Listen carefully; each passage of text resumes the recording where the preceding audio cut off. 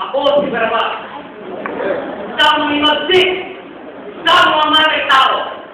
Karapat-dapat na mamatay. Karapat-dapat na bitay. Karapat-dapat na impakto. Hinatulan ako ng hukuman sa Jerusalem. Ako'y natinanggo. Dahil pag ngayon, ako'y malaya na. Ako'y malaya na. Walang hanggan ang aking pagkakalaban. Sinong nagpapayag sa akin? Pinalaya ba ako ni Gobernador Pilato? Kapag tataka, bakit ako napalaya? Salamat. Nakapoy na ako lumba. Narinig ko si Pilato na sumigaw at itinanong sa maraming mga tao kung sino ang kanyang palalayan. Si Jesus na tinatawag na Kristo o si Barabas? Ako yun. Narinig kong sumigaw ang karamihan. Palayain si Barabas. Muling sumigaw si Pilato. Anong gagawin sa kanya ng mga Hudyo? Anong gagawin mo kay Kristo? Ipapot sa krus! Ipapot sa krus! Ang sigaw ng karamihan. Pinili nila ako ng isang tao. Pinili nila ako tinanggihan si Kristo. Anong pahulugan ito? Hindi ko mamunuwa. Nakapagtataka. Dahil nalang ko ng buhay. Pupuntahan ko ang aking pamilya. Iyak mo silang magtataka sa aking paglaya. Ito ang dahil patulong sa akin. Dito ako dadaan. Bakit na ako maraming tao na sidaan?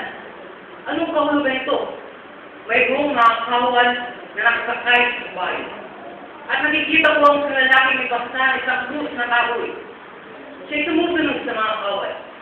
Sino kaya siya? Sabi ng mga tao, siya si Jesus. Ibig ko siya makita. Nabalitaan ko ang mga uti ng kanyang ginawa.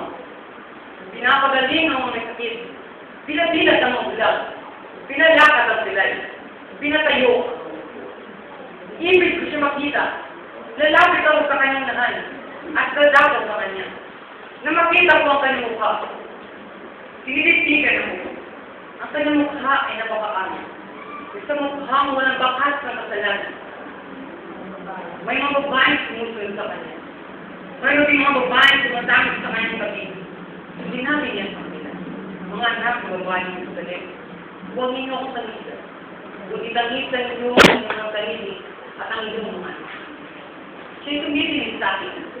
Parang nangungusap sa kanyang mga mata. Hindi siya pangalalimong tao. Wala pa akong nakita katulad niya. Siya nga ang Mesiyas. Siya ang Kristo, ang hari ng mga Hudyo. Siya ang aking hari. Ang isang tatanggapin sa aking puso. Hindi siya kailangang mamatay sa krus.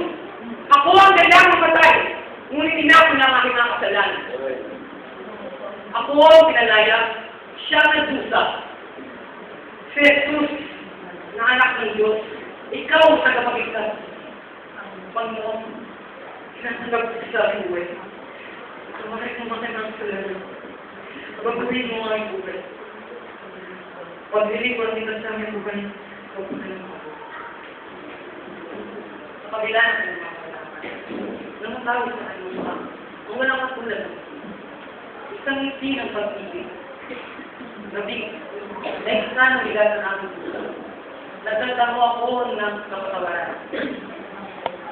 Nagkaroon ng kapayapahan ng aking kaisipan. Ako'y ligtas na.